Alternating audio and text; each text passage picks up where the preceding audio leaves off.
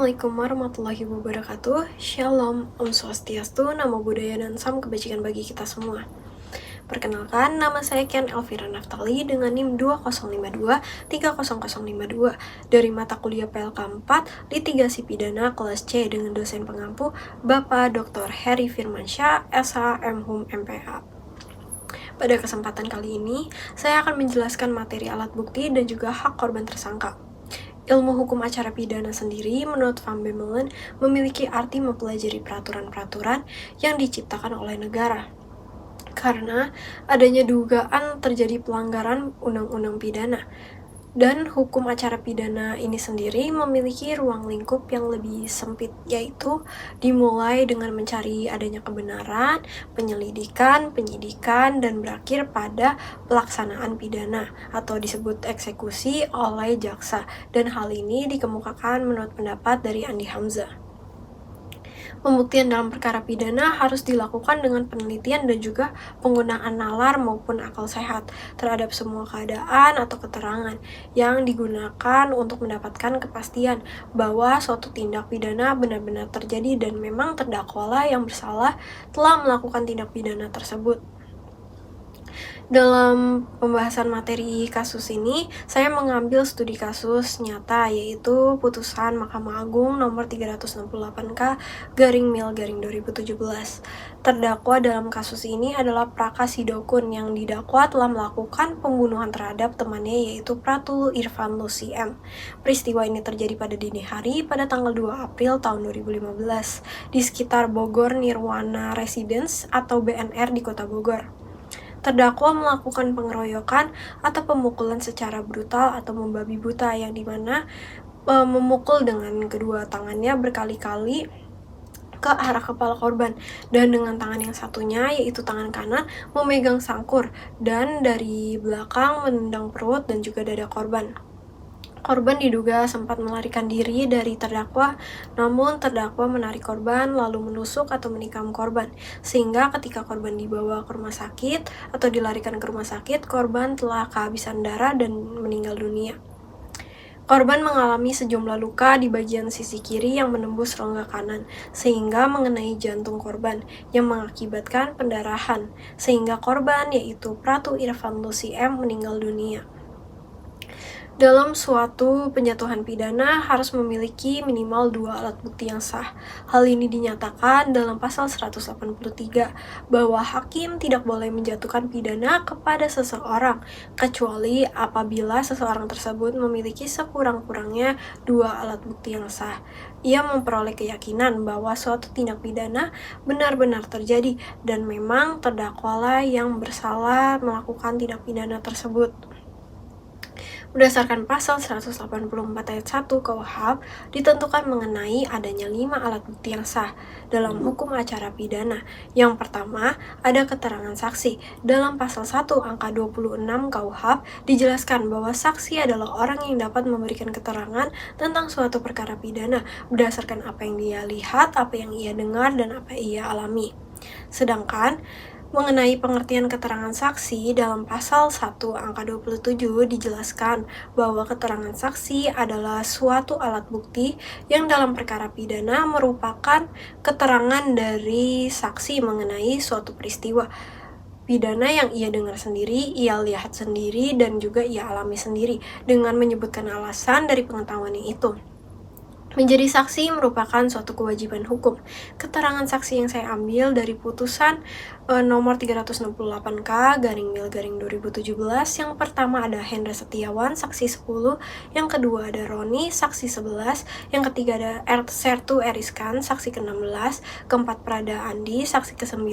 5 Prada Gali, saksi ke-8. Ke-6 Sertu Tenang, saksi ketiga. Yang ke-7 ada Pratu Dinawan, saksi kedua. Ke-8 ada Pratu Wiono, saksi ke-6, yang ke-9 ada Pratu Aprianto, yaitu saksi ke-7. Saksi-saksi ini memiliki pengecualian, yaitu yang pertama, jika memiliki hubungan keluarga dengan terdakwa kecuali dalam pasal 168 bersedia persetujuan PU dan terdakwa. Yang kedua, karena pekerjaan atau jabatan wajib menyimpan rahasia, terdapat dalam pasal 170. Yang ketiga, anak di bawah umur dan orang yang sakit ingatan, terdapat dalam pasal 171. Yang kedua, ada alat bukti keterangan ahli. Dalam pasal 1 angka 28, keterangan ahli adalah keterangan yang diberikan oleh seseorang yang memiliki keahlian khusus tentang hal yang diperlukan untuk membuat terang suatu perkara pidana dengan guna memberikan kepentingan pemeriksaan. Berdasarkan pasal 186, menyatakan bahwa keterangan ahli ialah apa yang seorang ahli katakan di sidang. Berdasarkan pasal 120 menyatakan bahwa penyidik berhak untuk meminta pendapat ahli jika memang diperlukan dalam proses penyidikan, dan ahli dimintai pendapat wajib memberikan keterangan yang sebenar-benarnya setelah disumpah atau berjanji, kecuali jika ahli terhalang oleh kewajiban untuk menjaga rahasia karena harkat, martabat, pekerjaan, atau jabatannya.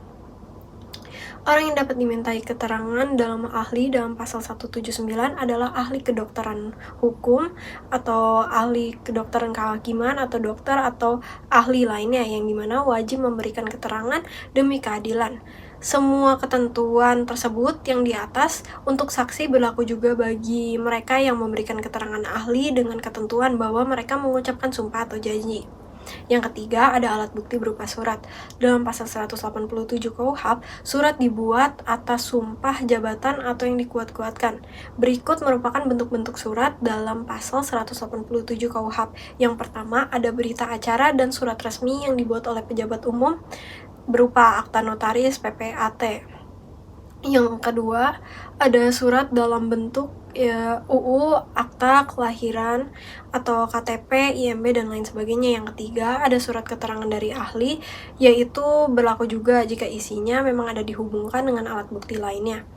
Alat bukti yang keempat ada petunjuk. Dalam pasal 188 ayat 1, petunjuk itu merupakan perbuatan kejadian atau keadaan yang karena persesuaiannya baik antara yang satu dengan yang lainnya, maupun dengan tindakan pidana itu sendiri yang menandakan bahwa telah terjadi suatu tindak pidana dan siapa pelakunya.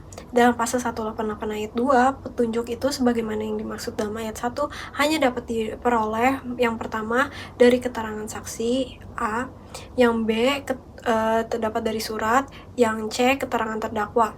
Seperti Pratu Dinawan yang ditahan di Bogor untuk memberikan keterangan bahwa pelaku penusukan itu adalah Sertu Eriska. Pratu Dinawan menerima tawaran sehingga ia dibebaskan dan tidak dijadikan tersangka.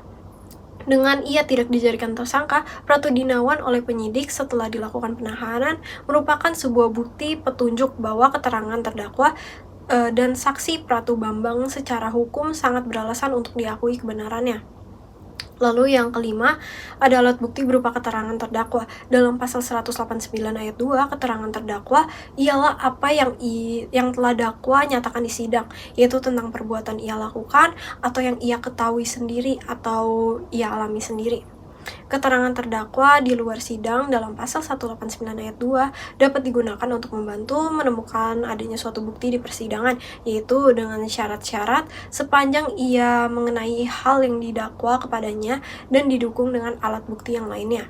Dalam pasal 199 ayat 1 dinyatakan bahwa terdakwa bisa diputus atau dibebaskan, atau juga dilepaskan dari segala tuntutan hukum, yaitu dengan menyebutkan alasan dan pasal peraturan-peraturan perundangan yang menjadi dasar putusan. Dalam pasal 197 ayat 1 juga menyatakan bahwa seorang tersangka atau terdakwa peranannya paling ringan dapat dijadikan saksi dalam perkara yang sama dan dapat juga dibebaskan dari segala penuntutan pidana apabila saksi tersebut membantu mau mengungkapkan keterlibatannya dengan tersangka lainnya yang dimana patut dipidanakan dalam tindak pidana tersebut.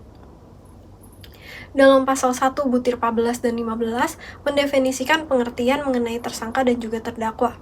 Tersangka dan terdakwa itu berbeda. Tersangka itu merupakan seseorang yang karena perbuatannya atau keadaannya berdasarkan bukti permulaan patut diduga sebagai pelaku tindak pidana, sedangkan terdakwa merupakan seorang tersangka yang patut dituntut, diperiksa, dan juga diadili di sidang pengadilan. Apabila tidak ada tersangka ataupun terdakwa yang peranannya lebih ringan dalam bertindak pidana sebagaimana yang dimaksud dalam ayat 1, maka tersangka atau terdakwa yang mengakui bersalah berdasarkan pasal 197 dan membantu secara substantif mengungkapkan tindak pidana dan peran tersangka lainnya. Dapat dikurangi pidananya dengan kebijaksanaan hakim pengadilan negeri, yaitu dengan didukung dengan alat bukti lainnya. Contoh seperti si Dokun Prakas selaku terdakwa dalam memberikan keterangannya di penyidikan POM, terdakwa diduga telah menyangkal seluruh keterlibatannya untuk ikut melakukan pembunuhan terhadap korban yaitu Pratu Irfan Lucy M.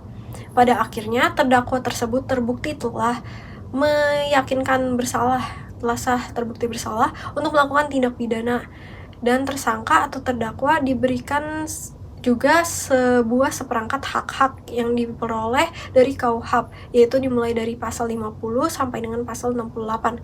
Hak-hak terdakwa ini meliputi sebagai berikut. Yang pertama ada hak untuk segera diperiksa dan diajukan di pengadilan, terdapat dalam pasal 50 ayat 1, 2, dan 3. Yang kedua, ada hak untuk mengetahui dengan jelas bahwa bahasa yang dimengerti tentang apa yang disangkakan dan apa yang didakwakan. Hal ini terdapat dalam pasal 51, buktir A dan B. Yang ketiga, ada hak untuk memberikan keterangan secara bebas kepada penyidik dan hakim seperti yang tersebut di muka. Terdapat dalam pasal 52. Yang keempat, ada hak untuk mendapatkan juru bahasa, yaitu pasal 53 ayat 1. Yang kelima, ada hak untuk mendapatkan bantuan hukum terhadap tingkat pemeriksaan dalam pasal 54. Yang keenam, hak untuk mendapatkan nasihat hukum dari penasehat hukum atau ditunjuk oleh pejabat yang bersangkutan kepada semua tingkat pemeriksaan bagi tersangka atau terdakwa yang dimana diancam dipidana secara atau pidana mati secara biaya cuma-cuma. Yang ketujuh, ada hak tersangka atau terdakwa yang berkebangsaan asing untuk menghubungkan pembicara dan perwakilan negaranya, yaitu terdapat dalam pasal 57 ayat 2. Yang ke-8, ada hak untuk menghubungkan dokter bagi tersangka atau terdakwa yang ditahan, terdapat dalam pasal 58. Yang ke-9, ada hak untuk memberitahukan kepada keluarga atau orang lain yang serumah dengan tersangka atau terdakwa untuk ditahan untuk mendapatkan bantuan hukum dan jaminan bagi penangguhan dan hak untuk berhubungan dengan keluarganya sebagaimana yang dimaksud dalam pasal 59 dan juga pasal 60.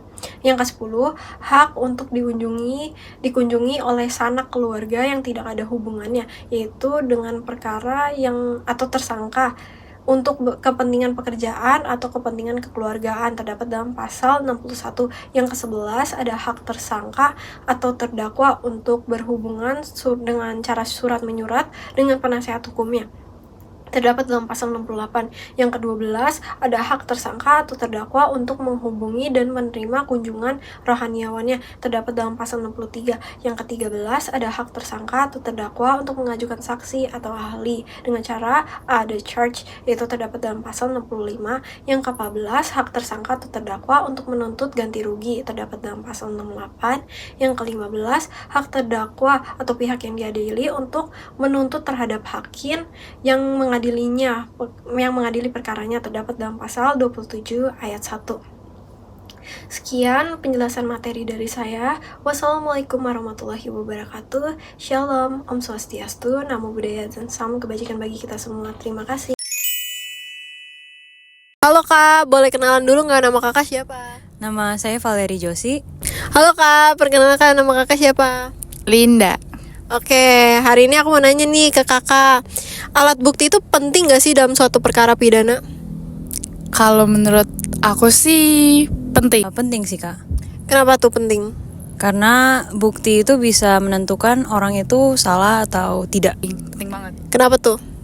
Karena ya kalau misalkan kita nggak punya bukti sama sekali, kita tahu yang salah sama benar itu dari mana. Oke.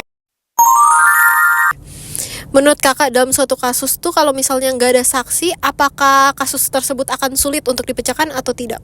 Menurut aku lebih sulit sih. Kenapa tuh?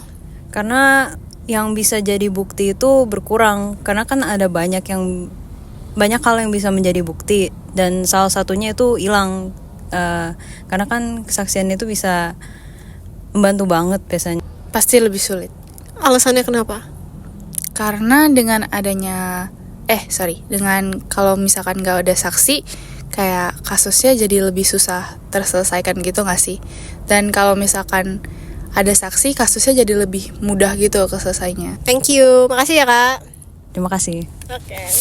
Menurut Anda, seorang terdakwa itu wajib nggak sih memiliki hak-haknya juga atau enggak? Tolong dijelaskan.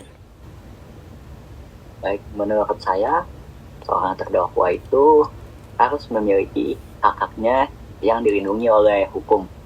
Kenapa terdakwa harus memiliki hak? Itu karena ada asas praduga tak bersalah dalam KUHP menganut asas praduga tak bersalah, yang berarti setiap orang yang disangka, ditahan, atau didakwa wajib dianggap sebagai seorang yang tidak bersalah sampai ada suatu putusan pengadilan yang menyatakan bahwa terdakwa tersebut bersalah. Hak ini diperlukan ya untuk memastikan kayak asas ini ditegakkan.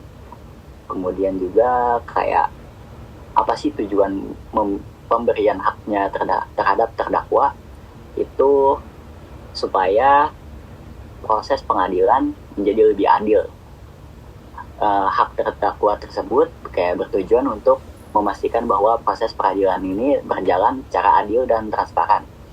Kemudian juga untuk memberikan atau melindungi hak asasi manusia. Hak terdakwa merupakan bagian dari hak asasi manusia yang dilakukan secara universal. Perlindungan terhadap hak-hak ini merupakan wujud penghormatan terhadap martabat manusia. Baik, terima kasih atas jawabannya. Wassalamualaikum warahmatullahi wabarakatuh. Shalom, Om Swastiastu, Namo Buddhaya, dan salam kebajikan bagi kita semua. Terima kasih.